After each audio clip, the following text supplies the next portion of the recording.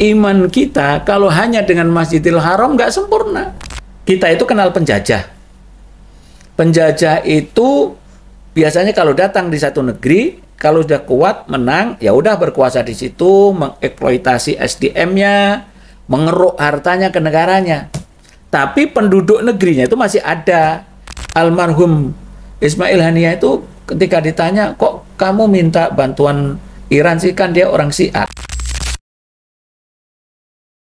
Assalamualaikum warahmatullahi wabarakatuh. Waalaikumsalam warahmatullahi Sahabat Anikmat TV, kembali lagi bersama podcast Selatan Bicara oleh Anikmat TV. Pada hari ini, insya Allah kita kedatangan tamu yang spesial.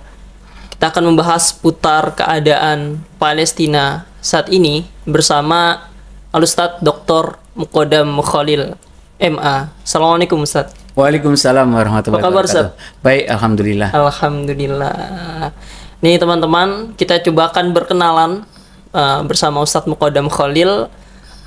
Beliau adalah penasihat di KNRP kalau nggak salah. Betul. KNRP itu apa Ustadz? Komite Nasional untuk Rakyat Palestina. Komite Nasional untuk Rakyat Palestina. Ya. Oke, itu bekerja atau bergerak di bidang apa Ustadz? Dia khusus bergerak dalam bidang membantu rakyat Palestina. Membantu rakyat Palestina. Aksi kemanusiaan. Oh, khusus di aksi kemanusiaan. Ya, kita kenal dengan LSM atau NGO gitu ya.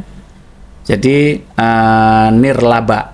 Nirlaba. Artinya kita mengumpulkan dana, bantuan, donasi dari muhsinin, orang-orang baik, dermawan, kita kumpulkan, dapat kita kirim ke sana.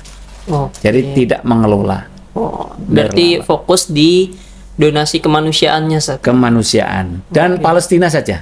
Oh, khusus Palestina. Palestina saja. Enggak di Indonesia, enggak Kashmir, tidak pernah. Ya, pokoknya semua tentang Palestina saja. Oke. Ini sejak kapan berdiri KNRP? KNRP berdiri tahun 2006. Mei 2006. Oh, sudah cukup lama berarti teman-teman nih KNRP, cukup berpengalaman dari saat ya. Alhamdulillah. Masya Allah. Nah, ini selain donasi kemanusiaan, untuk relawan-relawannya apakah menggunakan relawan dari lembaga lain atau khusus dari KNRP juga ngirim relawan kemanusiaan ke sana, Kak? Kalau relawan ke sana itu boleh dikatakan tidak ada. Oh, tidak ada. Jadi orang yang kita ajak ke sana ini adalah mereka yang berhasil mengumpulkan donasi yang besar. Kita ajak mereka ke sana, kita beli barang di Mesir atau di Lebanon atau di Jordan ya. Kemudian dia sendiri yang membawa bantuannya tersebut. Jadi bukan kita keluarkan uang, kamu pergi rela enggak, tapi dari mereka sendiri. Oh, dari mereka. Jadi sendiri. kita menemani. Oke. Mungkin memfasilitasi gitu. Memfasilitasi juga. Memberi jalan ya. Memberi jalan masuk ke sana untuk kenal keadaan, situasi dan kondisi LSM yang ada di sana. Sekaligus dia mengetahui berapa jumlah yatim, berapa jumlah janda-janda, berapa ribu rumah yang rusak. Dia lihat mata kepala sendiri dan dia kasihkan itu dananya ke sana. Ya. Oke, luar biasa nih teman-teman. Nah, ini menarik juga, Sat. Kenapa gitu KNRP atau KNRP ini ada di mana dulu nih, Sat? Maksudnya apakah pusatnya di Jakarta atau seluruh Indonesia ini ada cabang-cabang KNRP ini? Baik. Ya. Kami mempunyai cabang di 26 wilayah. Di wilayah Indonesia? Artinya provinsi. Provinsi. Di 26. Indonesia saja. 26 provinsi berarti hampir full semuanya. Hampir full, Sat, ya? Hampir semuanya. Ya, 26 provinsi itu ada ketuanya, ada bendaharanya, dan ada wakilnya begitu. Punya kantor. Gitu. Pusatnya ya di Jakarta tentunya ya. Di Jalan Jabir nomor 11B, sebelah Departemen Pertanian PAS. Situ. Berarti sungguh masif pergerakan KNRP ini untuk membela rakyat Palestina gitu saja. Alhamdulillah, dengan pertolongan Allah dan kesadaran bangsa Indonesia terhadap situasi dan kondisi Palestina, luar biasa animo masyarakat untuk menitipkan, menyalurkan donasinya melalui KNRP. Bahkan kalau kita total sejak 7 Oktober 2023 sudah lebih dari 40 miliar. Wah, luar biasa. Masya Dan kita sejak Oktober itu sampai hari ini mungkin sekitar 50 kali 50 kita kali sudah memasukkan bantuan ke sana, mengirimkan bantuan ke sana. luar biasa. Bermacam-macam. Iya, ya, kalau dari namanya nih KNRP Komite Nasional untuk untuk Palestina. Rakyat Palestina. Ya. Nah, pertanyaan pentingnya nih, Sat. Kenapa harus Palestina, Sat? Kenapa harus kan maksudnya problem itu banyak di Indonesia, masih banyak problem yang masih butuh bantuan, tapi kenapa mungkin Ustadz dan kawan-kawan fokus ke Palestina gitu? Baik. Jadi kenapa kita fokus kepada Palestina? Kita sebagai umat Islam, ya, tidak bisa dipungkiri bahwa kita itu mempunyai 3 masjid suci. Masjidil Haram, Masjidil Aqsa, dan Masjid Madinah. Itu adalah warisan Rasulullah Shallallahu Alaihi Wasallam. Amanah Rasulullah Sallallahu Alaihi Wasallam yang harus kita jaga. Wabil khusus Masjidil Aqsa, Masjidil Haram, Masjidil Madinah gak ada masalah, karena di bawah kekuasaan umat Islam. Dan perjuangan, konflik, ricuh di Timur Tengah khususnya di Palestina ini karena adanya Masjidil Aqsa yang dikuasai oleh Yahudi, Zionis itu. Zionis sejak tahun 67. Jadi umat Islam di seluruh dunia khususnya bangsa Palestina ini ingin mempertahankan dan merebut kembali Masjidil Aqsa di pangkuan umat Islam. Nah, ini namanya. Jadi kalau kita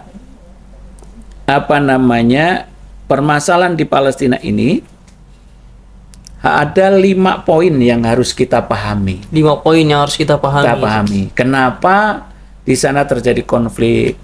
Kenapa di sana ada peperangan yang tidak berhenti?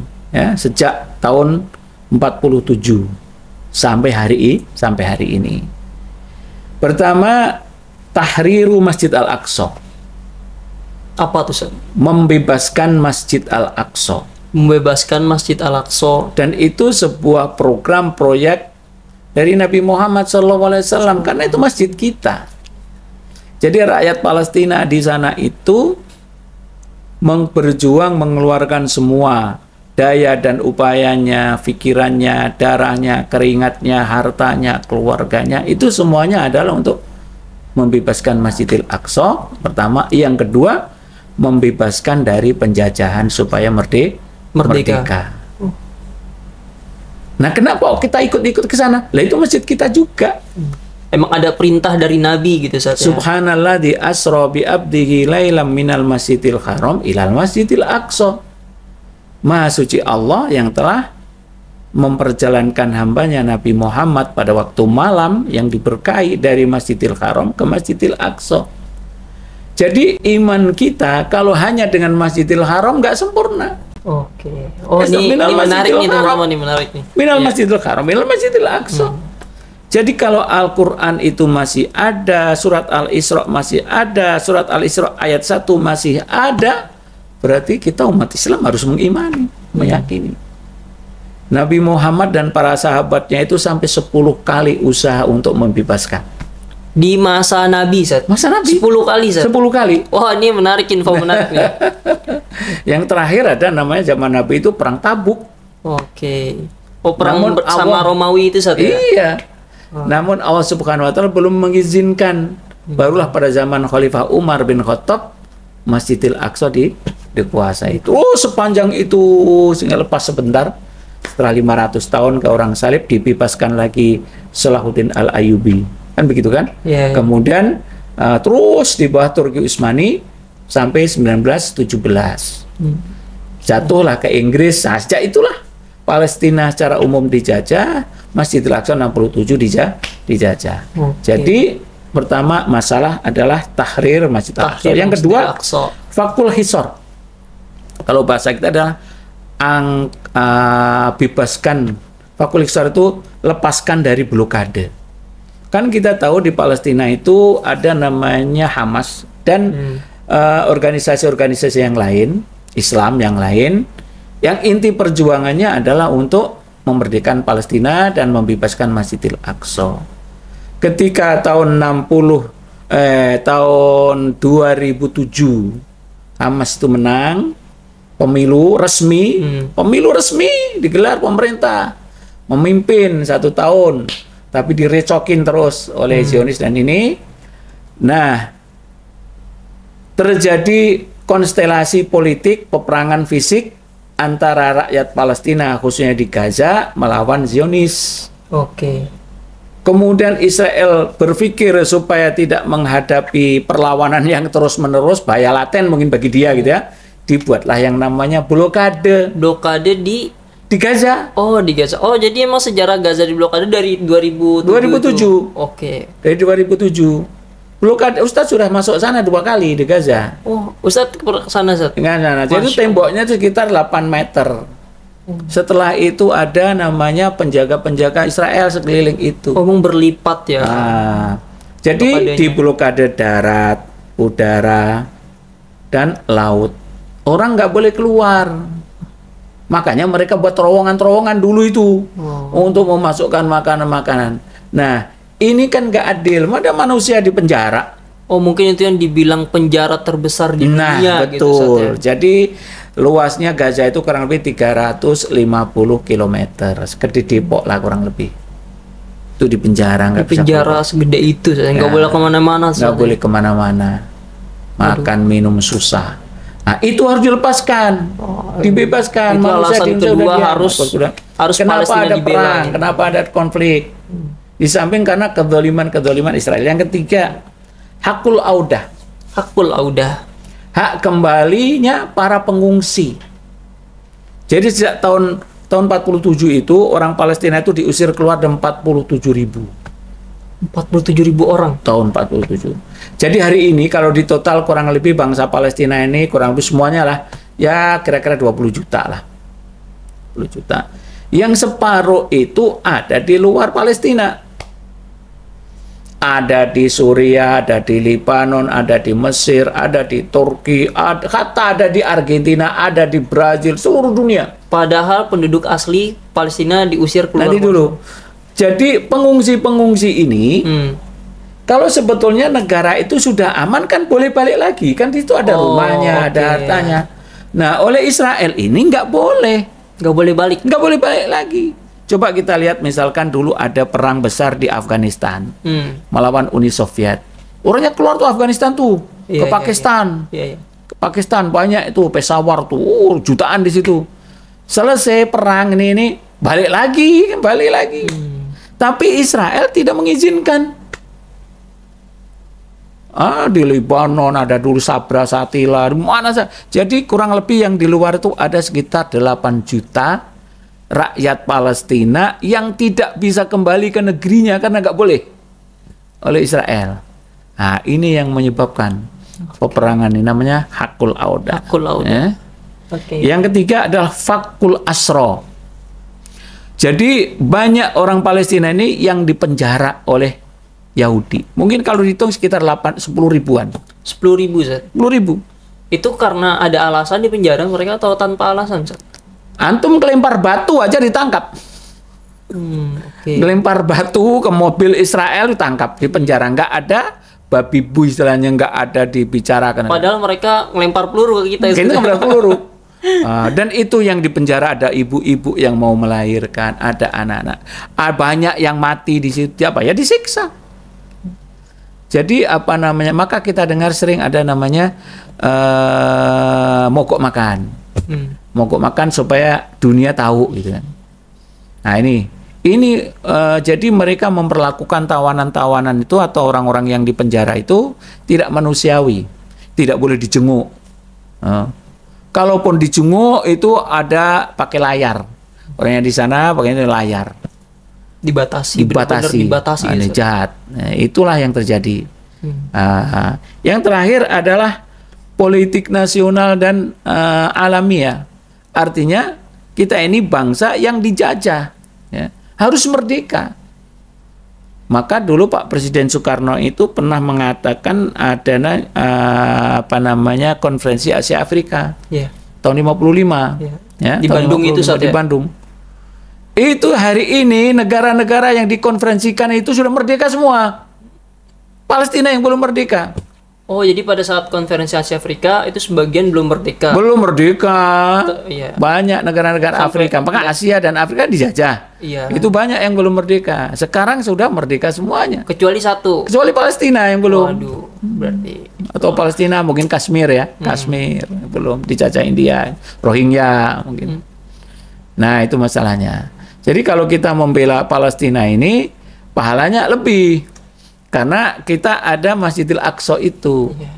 Ada nilai lebih, nilai lebih. Karena terkait dengan masalah agama ya, masalah agama yang kedua kemanusiaan tentunya, membela korban perang. Korban perang. Nah, kalau kita perhatikan lagi ada 3 poin gambaran anatomi pertarungan di jalur Gaza ya dan Palestina secara umum. Ya. Mau tidak mau karena kita ini umat Islam, umat beragama, ya. Artinya dari sisi alasan yang lain itu sah-sah saja. Iya. Yaitu pertama pertarungan agama.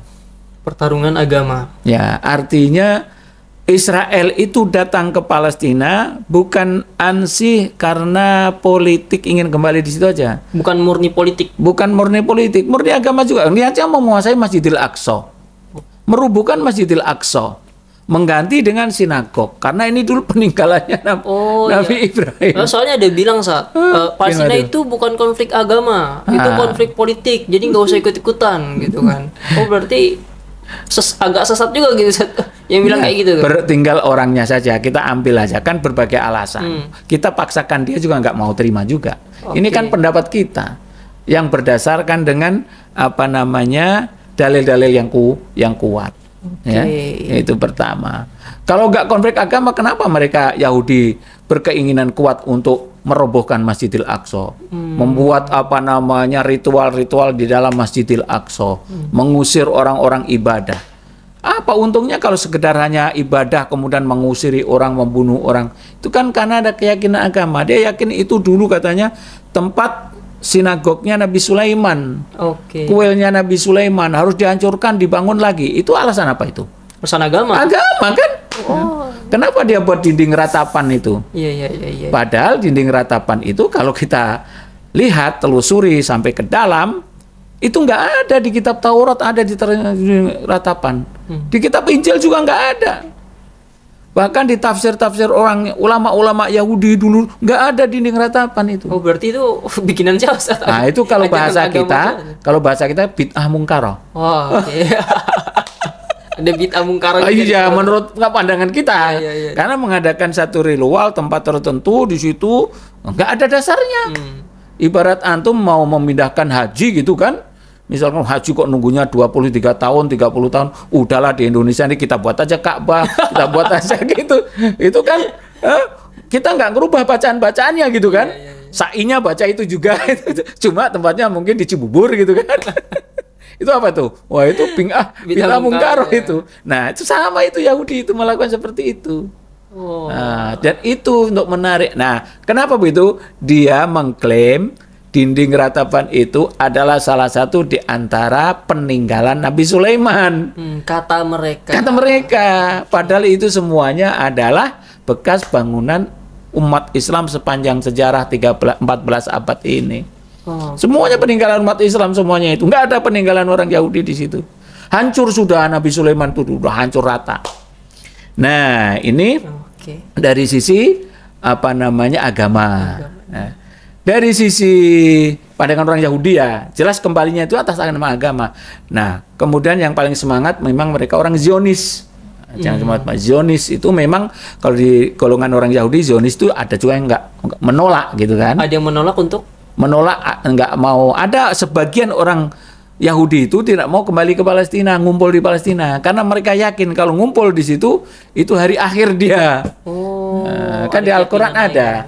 Al-Quran ada, memang orang Yahudi itu memang akan kembali ke situ nanti.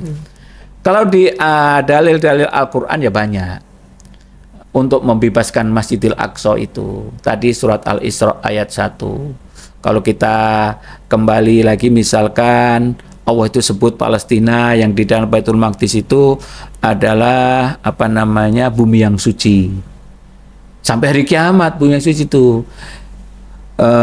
Ketika Allah berfirman kepada Nabi Ibrahim, wa najjainahu wa lutan ilal ardil lati barokna fiha lil alamin. Oh, itu bumi yang diberkati untuk seluruh alam. Kalau bumi yang suci disebutkan ketika Nabi Musa mau hijrah ke sana. Ya qaumit khulu al ardo al muqaddasa allati kataballahu lakum. Kaum masuk ke bumi yang suci. Jadi Palestina yang ada Masjidil Aqsa itu bumi yang suci, bumi yang diberkahi, bumi Masjidil Aqsa. Artinya kalau kita membela itu adalah membela atas dasar agama, dapat pahala kita. Kan? Hadis-hadis yang lain, misalnya tidak akan ada seorang sahabiah datang tanya kepada Rasulullah. Bahkan ini bukan sahabiah ini, beliau ini adalah maulah. Maulah itu pembantu atau hamba sahaya, perempuan. Hamba sahayanya Nabi. Hamba sahaya Nabi namanya Maimunah. Maimunah. Dia bertanya kepada Rasulullah, ya Rasulullah, aftina fi Baitul Maqdis. Ya Allah, berilah aku fatwa yang jelas tentang Baitul Maqdis. Rasulullah bersabda, ardul mahsyari wal minsyar. Baitul Maqdis itu bumi mahsyar dan bumi tempat kita dikumpulkan di situ. Terus gimana? Ituhu fasallu fihi. Datanglah kamu ke situ, sholatlah kamu di situ. Datanglah kamu ke situ, sholatlah di situ. Itu apa itu? Perintah kan? Perintah. Perintah kan berarti wajib. Iya. Fa inna sholata fihi ka alfi sholatin mimma syah. Karena sholat di situ itu pahalanya 1000 kali jika dibandingkan sholat di masjid lain. Berhubung yang tanya tadi Maimunah, begitu kan? Perempuan, apalagi dia pembantu, hamba sahaya, kan nggak punya pergerakan yang bebas kayak orang merdeka. Kesana juga perlu duit, perlu tenaga. Iya. Maka dia tanya itu, sebetulnya pertanyaan luar biasa nih, mewakili kita sebetulnya. Iya. Ilam astati an atahammala ilai. Kalau aku itu nggak bisa ke sana ya Rasulullah. Kira-kira apa yang bisa menggantikan saya gitu kan? Supaya saya nggak dosa gitu kan? Fatuh dia lahu zaitan yusroju fi qonadilihi. Hadiahkan minyak untuk menerangi masjid tersebut. Coba kita lihat bahasa yang dipilih Rasulullah tuh bukan sembarang kayak kita nyeplos aja. Fatuh dia, tadi apa? Hadiahkan. Hadiahkan. Bukan fatasodak, bukan falyumfik, bukan infak, bukan sedekah, tapi hadiah. Beda antara hadiah dengan infak. Bedanya apa Ustaz? Bedanya? Antum itu kalau naik mobil, mau belok kanan, keluar gang, ada Pak Ogah. Itu infak kan? Infak. Iya, ngasih, sekedar ngasih. Hadiah nggak itu? Infak itu ya, namanya infak. Ada orang minta-minta. Iya. Infak, kasihlah 2.000, 5.000 infak. Infak itu dia perlu kita. Oke. Betul nggak? Iya, betul. Kalau dia nggak perlu, dia nggak minta-minta. Iya, itu namanya infak, sedekah. Dia perlu. Kalau hadiah itu kita perlu dia. Iya. Make sense. Kita perlu dia. Logis. Oke. Antum mau jadi menteri, contohnya. Presidennya Pak Prabowo nanti. Kasih hadiah Pak Prabowo. Iya. Antum yang perlu atau Pak Prabowo yang perlu? Saya. Antum ya. Jadi kalau antum ngasih hadiah 5.000. Enggak lah. Ya enggak lah. Kalau ada 1 miliar tuh. 1 miliar tuh beda. Maka Rasulullah bilang, "Fatuh tialagu zaitan." Hadiahkan. Artinya kita itu perlu dari Masjidil Aqsa, bukan Masjidil Aqsa perlu kita. Maka kita hadiahkan semampu kita, sebanyak-banyak kita supaya dicintai Masjidil Aqsa. Oke. Itu bahasanya. Itu analoginya ya teman-teman. Analogi kenapa kita harus ngasih ke warga Palestina gitu. Karena justru kita butuh ke mereka. Warga Palestina sampai ke bawah orang-orangnya di situ, itu adalah representasi pembela Masjidil Aqsa. Karena kita nggak bisa ngejaga Masjidil Aqsa secara langsung. Jadi maka dia itulah. Kalau kita dilahirkan sebagai orang Palestina atau lahir di sana, sudah tentu kita akan berjuang. Jadi pada dasarnya bukan mereka yang perlu kita. Tapi kita yang perlu orang Palestina. Karena mereka adalah mewakili kita. Ibaratnya ujung tombak itu mereka. Kita ini belakang-belakangnya aja. Makanya kalau bahasa lebih dalam lagi, dalam bahasa agama kan begini. Man jahaza ghazian faqad ghaza. Barang siapa yang mendanai orang berjuang di jalan Allah, pada dasarnya dia ikut juga berjuang. Nah, itulah alasan agama. Oke, luar biasa. Yang penting. Oke, ini teman-teman, ini sungguh luar biasa insight dari Ustadz Muqaddam. Dan kita lihat pada saat ini itu bagaimana keadaan keadaan Palestina pada saat ini itu porak-poranda, khususnya di Gaza gitu. Ini kita coba membicarakan soal serangan 7 Oktober saat. Nah, baik. Nah, ini sebenarnya apa sih tujuan serangan 7 Oktober ini dan goalsnya apa? Dan kenapa sampai sekarang kok nggak berhenti gitu Nah, kan? begini ya. Gimana, Sat? Jadi bangsa Palestina itu sudah dijajah begitu lama. Ya. Sebetulnya bukan dari tahun 47, tahun 48, sejak tahun 1917. 1917. Yaitu ketika Palestina lepas dari Turki Utsmani, kemudian masuk Inggris. Inggris. Jadi penjajah Palestina. pertama Palestina itu Inggris. Oh, bukan nama Israel itu, bukan? Bukan. Inggris 1917 itu kan menjelang akhir-akhir Perang Dunia Pertama. Turki kan kalah karena dia berkoalisinya dengan Jerman, kalah perang. Kemudian ditarik semua kekuasaan Turki yang ada di Timur Tengah, semua dilepas semua. Termasuk salah satunya Palestina. Nah, yang berkuasa di situ di Palestina itu Inggris, Suriah itu dipegang oleh Perancis. Kalau kita kenal namanya Perjanjian Saint-Picot. Saint-Picot. Picot, Sykes-Picot. Oh. Jadi antara Menteri Luar Negeri Inggris dengan luar negeri Perancis. Itulah dia yang mecah-mecah dunia Arab sampai hari ini itu dia tuh. Nah, kemudian ketika Inggris mau keluar tahun 47, ini namanya juga penjajah ya. Harusnya dia itu memberikan Palestina negeri itu kepada orang Palestina. Mengembalikan sebab penduduk aslinya. Tapi sebelumnya itu kan ada konstelasi internasional tuh, Israel itu sebelumnya kan sudah berkeinginan untuk di situ. Maka dia melobi Inggris. Nah, dia dekat dengan Inggris, termasuk membiayai perang Inggris. Akhirnya keluarlah deklarasi Balfour itu. Balfour tahun 1917 yang mengizinkan orang-orang Israel untuk kembali ke Palestina. Oke. Nah, sejak 1917 tuh mereka datang tuh. Ya puncaknya nanti tahun 30-an. Tahun 30 sampai tahun 47 itu mereka datang terus. Nah, sejak ketika tahun 47 Inggris keluar, itu diserahkan ke Israel. Tapi di PBB dan bagi dua tuh. 48% untuk Palestina, 52% buat Israel. 42 berarti separuhnya berapa? 58 ya? 58. Nah, untuk Israel. Jadi orang baru datang kemarin dikasih banyak. Akhirnya kan nggak mau perang lah, terjadi peperangan antara orang Palestina, orang Arab melawan Yahudi. Yahudi senjatanya lebih akurat, lebih kuat, lebih bagus tinggalan itu yang Inggris. dinamakan perang Arab itu, Sud? Perang Arab pertama. Itu Perang Arab pertama tahun 47. Iya. Tapi Inggris Yahudi lebih siap, lebih kuat, persiapannya lama. Nah, kita baru merdeka dapat senjata rakitan lah, bukan nggak banyak, kalah ceritanya. Udah gitu Israel dibantu Inggris. Jadi kalau meminta Inggris untuk memberikan susah, dia yang beri. Oke. Nah, sejak tahun 48 dia deklarasikan malah negara Israel. Setahun setelah pemberontakan besar tuh nggak berhasil. Oke.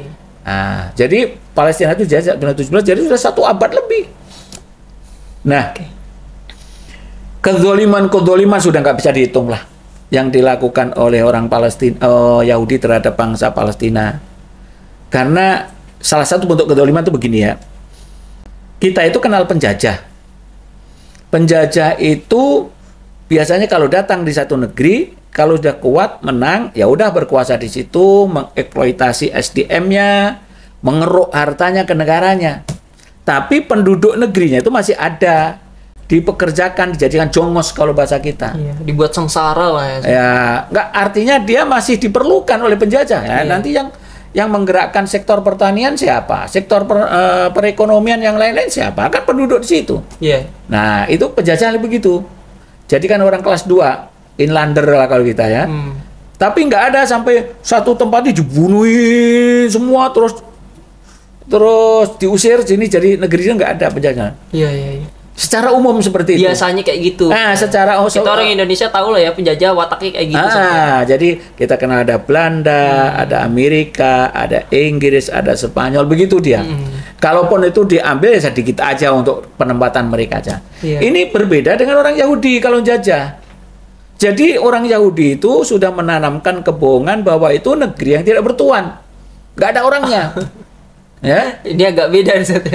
dia datang di situ, dia usir itu satu provinsi, satu negara diusir. diusir, nggak mau keluar, dibantai, Iya, iya. didatangkan orangnya tinggal di situ. Orang baru ya. Itu kan tidak pernah ada penjajah seperti itu. Oh, penjajahan model baru gitu Ustaz. Ya, penjajahan dia seperti itu. Ibaratnya beginilah, kamu orang baik, punya rumah gede, 10 kamar. Saya ini, bukan saya lah, orang lain lah ya, nggak mau. Orang lain, Yahudi lah, Yahudi. Datang ke antum, Ragnar. Datang ke antum, kemudian, Pak, ini rumah ini, tanah ini, dulu-dulunya punya kakek nenek moyang saya, katanya. Waduh. Ya, belum itu. Tapi sebelum ngomong itu, dia datang di situ karena antum orang Islam, orang baik, dijamu kan, tamu kan? Tamu capek. Nah, ketika itu dia ngomong ke teman-temannya, ini nih, Pak Ragnar nih, baik orangnya, rumahnya gede, kipas angin semua. Mari datang ke sini. Panggil teman-teman dari situ. Katakanlah 10 orang di situ. Antum istri anak 3 gitu kan. Lawan 10 orang. Nah, datang di situ ngomong tadi itu. Pak, beberapa ratus tahun yang lalu ini punya kakek nenek moyang saya. Jadi Bapak keluar dari sini, saya mau tinggal di sini. Gimana antum? Marah lah itu. Marah. Lah daripada kita berantem marah, Pak. Udah, Bapak ambil 2 kamar aja, yang 8 kamar untuk kami. Itu contoh yang pas dengan orang Yahudi itu seperti itu. Jadi Yahudi itu nggak punya tempat, nggak punya apa, datang ke situ, bilang ke situ. Jadi orang Palestina diusirin. Kami yang saya bilang tadi, sampai hari ini itu sekitar ada 8 juta orang Palestina yang di luar, nggak boleh kembali lagi. Oke. Nah, makanya ini nggak tahan yang namanya manusia dijajah ini dijajah. Oh, akhirnya pas melawan 7 Oktober itu. Kasih perlawanan. Jadi sudah persiapan sebelumnya. Sudah persiapan sebelumnya ya untuk mengalahkan, mengusir penjajah lah. Nah, sudah tahu yang namanya penjajah masih kuat, masih ini ya dilawan terus. Di mana-mana penjajah kalau mau kayak Belanda dulu jajah Indonesia, di mana ada pemberontakan ya dilawan terus. Sampai Aceh perang berpuluh-puluh tahun, di Jawa berperang berpuluh-puluh tahun. Ya begitu. Sekarang kuat-kuatan aja. Oh, jadi 7 Oktober tuh klimaksnya lah ya. Marahnya rakyat Palestina. Pelecehan terhadap Masjidil Aqsa yang berulang-ulang. Pengusiran manusia, pembunuhan manusia, tanah-tanah dirampasin begitu. Contohnya misalnya kejahatan penjajah Israel itu. Jadi orang yang tinggal di sekitar Baitul Maqdis itu, dia itu sudah punya rencana. Pokoknya 20 tahun yang akan datang ini harus 80% orang Yahudi tinggal di sini. Waduh. Orang Palestina 20% saja. Waduh. Dulu padahal nggak ada di situ orang Yahudi. Punya properti nggak ada. Tapi sekarang ini orang Israel itu sudah lebih banyak daripada orang Palestina. Caranya bagaimana? Itu tadi, Pak, ini tanah tidak ada sertifikatnya, kiriknya nggak ada. Ya itu kan tanah zaman Turki Utsmani. Iya. Kemudian ketika datang Inggris, surat-surat kan nggak diperbarui. Ya mungkin ada makan rayap, ada hilang, ada rusak. Tapi kan nenek moyang dulu tinggal di sini. Iya. Tanah ini legal, Pak. Sekarang kami negara mau pakai tanah ini. Sekarang terserah. Kalau Bapak menghancurkan rumah sendiri, enggak kami tarik biaya. Tapi kalau kami yang menghancurkan, Bapak harus bayar. Kenapa? Kami datangkan bulldozer, datangkan pegawai, datangkan tentara untuk ngancurin ini. Jadi rumah kita sendiri disuruh menghancurkan sendiri. Itu bukan sekali, itu berkali-kali. Maka terus dia kuasai. Ya, bertahun-tahun berjalan kayak bertahun terus. Jadi Masjidil Aqsa itu sudah dikelilingi perumahan Yahudi, udah dikelilingi. Yang terakhir kalau kita lihat kira-kira 4 tahun yang lalu kan ada Syekh Jarrah dan sebagainya itu. Perumahan Syekh Jarrah yang diperlakukan seperti itu. Itulah kejahatan penjajah Zionis seperti itu. Dan di 7 Oktober klimaks marah rakyat Palestina akhirnya serang. Kan? Kira-kira mereka kan beberapa hari baru siap itu. Zionis kan tentu ya bahasa Mesir kan nggak akan ridho kalah gitu kan. Maka dia serang. Nah, ketika Palestina tadi menyerang Gilaf Gaza. Gilaf Gaza itu adalah kota-kota yang ada dekat di perbatasan itu, namanya Gilaf Gaza. Itu semua di Gilaf Gaza itu kan berhasil ditundukkan di 7 Oktober itu. Apa namanya, kira-kira cuma 3 jam saja. 3 jam ditaklukkan. Jadi pos-pos Israel yang paling kuat di Palestina itu di situ aja. Dan itu hancur semua. Pangdam-pangdamnya kalau bahasa kita itu ya dibawa, diculik, jadi sandra. Dan nggak kepikir cuma orang-orang Palestina nyerang seperti itu. Padahal nyerangnya sederhana aja, pakai gantole, kemudian pakai kipas angin, yang terbang senjatanya motor gitu kan. Baliknya jadi kayak naik Gojek gitu. Jadi Israel yang hebat seperti itu diserang kayak Gojek aja gitu. Gantole. Itu kalau kekuatan keyakinan membela kemerdekaan itu seperti itu. Tapi saat dampak dari 7 Oktober tuh sungguh luar biasa. Luar biasa. Luar biasa. Apa hikmah yang bisa diambil saat dari 7 Oktober kan? Maksudnya korban sangat banyak, puluhan ribu sampai sekarang gitu. Ini mengorbankan sungguh banyak nyawa manusia gitu kan. Ini gimana saat untuk hikmah? Jadi begini, Israel itu Netanyahu khususnya punya cita-cita satu, menghabisi perlawanan. Maksudnya ya jihad Islam, ya Hamas, Sauraya Al-Quds, semua kan ada sekitar 8. Ada sekitar 8 milisi kalau bahasa kita. 8 itu yang mau dihancurkan. Wabil khususnya Hamas. Wabil khusus sama. Hamas ya kalian paling kuat, paling besar, yang paling berkuasa di situ. Tapi komentator orang Israel sendiri, nggak bisa kita menghabisi Hamas. Hamas itu satu ideologi, satu pemikiran. Satu pemikiran. Kalau ke bahasa kita, nggak mungkin juga menghabisi seluruh bangsa Indonesia untuk penjajah di sini, nggak bisa. Terus caranya penukaran tawanan. Ya. Netanyahu ini nggak mau sampai hari ini tukar tawanan. Dia nggak mau. Ya. Maunya bangsa Palestina ini perdamaian permanen, merdeka permanen gitu saya. Bukan merdeka. Sekarang kan perang. Gencatan senjata kan. Gencatan senjata permanen. Ya entahlah, mungkin 5 tahun kayak 6 tahun gitu, mungkin nanti dia khianat lagi, nggak tahu.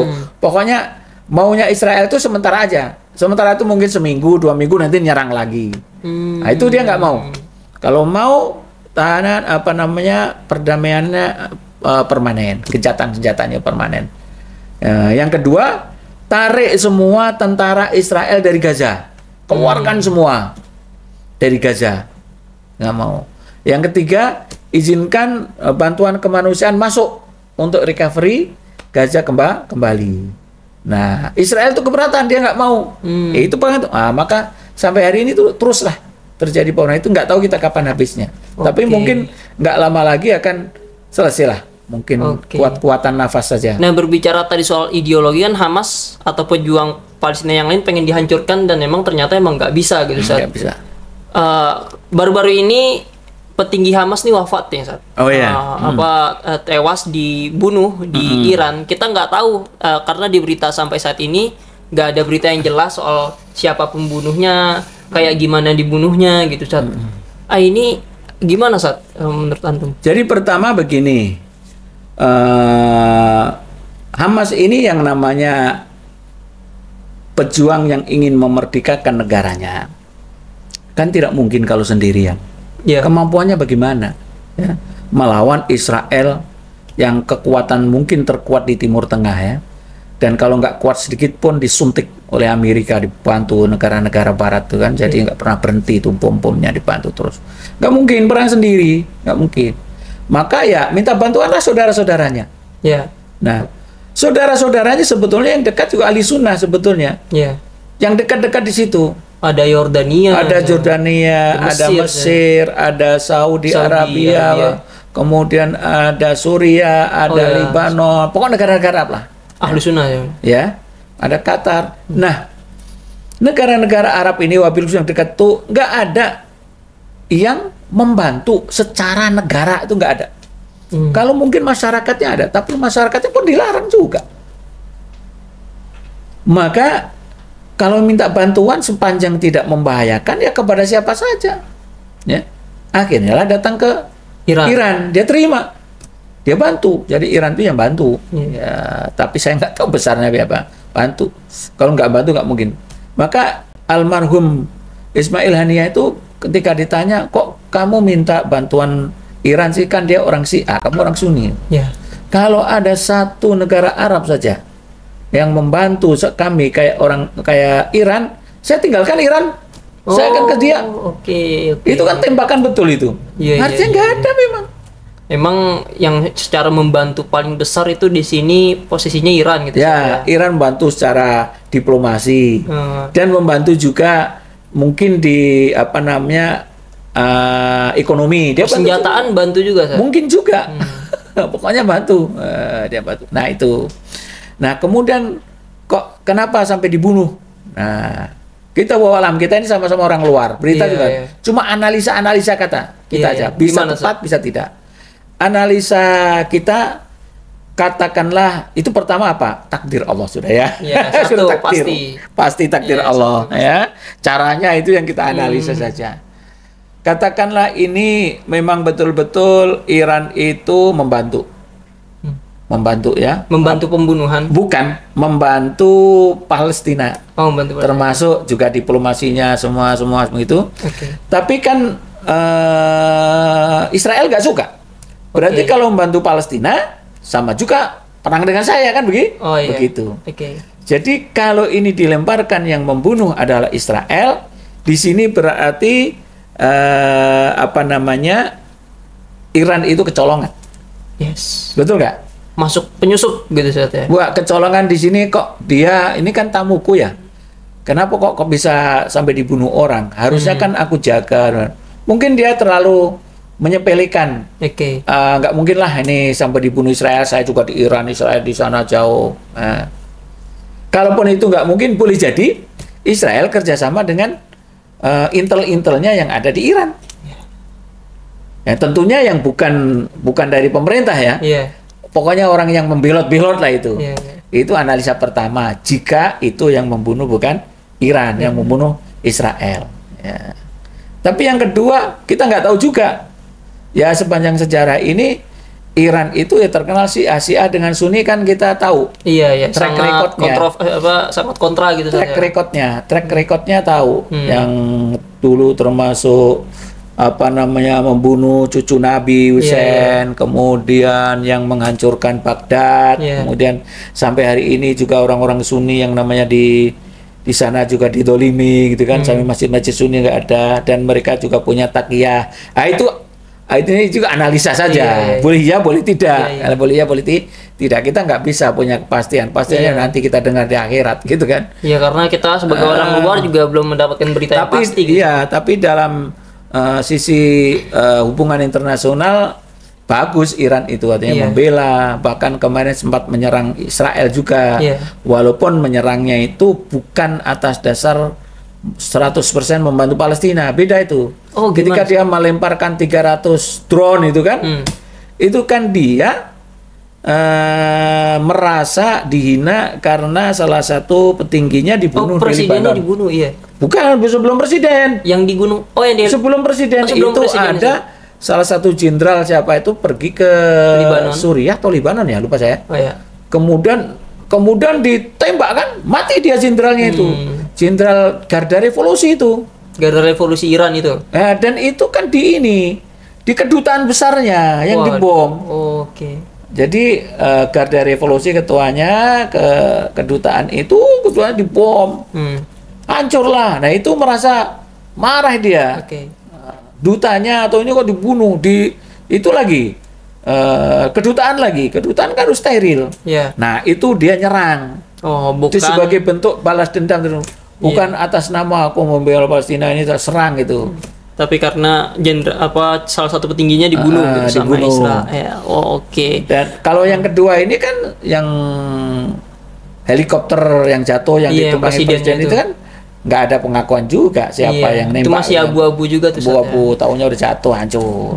Oke, jadi begitu teman-teman. Memang sampai saat ini soal pembunuhan petinggi pejuang Palestina Hamas masih abu-abu gitu, Ustaz. Kita nggak tahu sebenarnya sampai saat ini analisa-analisa aja gitu, Ustaz, Tapi ya. memang ada dua analisa yang saling Yang kuat, ya. bertentangan ya. Yang membunuh Israel kerjasama dengan mata-mata orang Iran sendiri yang membelot, nah itu, atau boleh jadi yang membunuh juga orang-orang Syiah, kita juga nggak tahu. Oke. Kita nggak tahu. Baik, Ustaz. Sebelum ditutup, Ustaz, ada pesan untuk teman-teman ini soal bagaimana kita harus terus bela Palestina. Baik. Silakan, Ustaz. Untuk membela Palestina kita sambung hadis tadi yang Maimunah tadi itu. Ya, silakan, Ya, Ustaz. kalau aku nggak bisa sampai ke sana, apa yang bisa saya lakukan ya Rasulullah? Fatuh dialahu zaitan yusraju fi qonadili. Tadi saya singgung.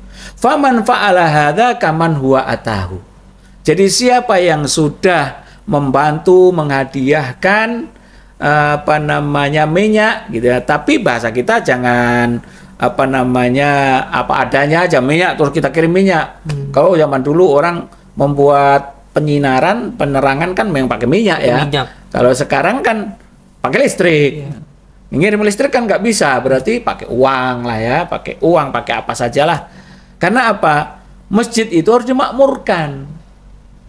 Masjid harus dimakmurkan, kan peninggalan Rasulullah SAW. Nah, kalau kita sudah menginfakkan, menghadiahkan sebaik-baiknya hadiah itu kaman huwa atahu.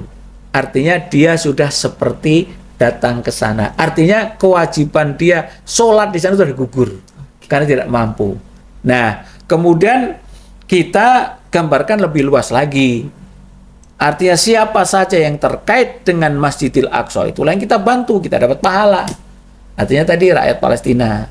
Nah, kita dalam membantu ini bisa menyalurkan berbagai LSM yang kita yakini. Kalau di Indonesia kan banyak sekarang. Kalau kira-kira 10 tahun yang lalu nggak banyak. Hanya KNRP, KISPA, terus ada lagi ACT sekarang udah dibubarkan. Ada Patusoa, ada Kutwa, banyak lah kalau sekarang itu. Sekarang tinggal kita. Tapi termasuk yang eksis dan banyak dan diakui sendiri oleh orang Palestina itu adalah KNRP. Oke. Karena kita bisa masuk di sana. Satu pekan setelah itu kita sudah bisa bantu. Oke. Bagaimana caranya? Di antara ya? kita itu ada teman-teman yang di dalam sana, dia artinya di Gaza ada. Iya, ada perwakilan. Bahasa kita telepon lah. Delegasi gitu. Bahasa kita telepon lah. Kita telepon dia, tolong itu perlu apa? Nasi siap saji. Iya. Ya udah berapa? Sediakan misalkan 1.000. Langsung mereka yang berbuat di situ, motong sapinya di situ, pilih berasnya di situ. Itu dulu. Kalau sekarang udah banyak hancur. Oh iya. Sekarang banyak hancur. Sekarang lewat Lebanon, lewat Jordan. Iya. Melalui jalur-jalur lain. Jalur-jalur lain. Ya. Oke, baik teman-teman sekalian, ini sungguh insight yang sangat banyak dari Ustadz Dr. Mukhodam Khalil MA nih. Jadi teman-teman, pesannya berikanlah hadiah gitu Ustadz ya ke orang-orang Palestina, dan salah satunya dengan organisasi yang diakui di Indonesia juga dan diakui oleh orang-orang Palestina, KNRP. Terima kasih. Assalamualaikum warahmatullahi wabarakatuh.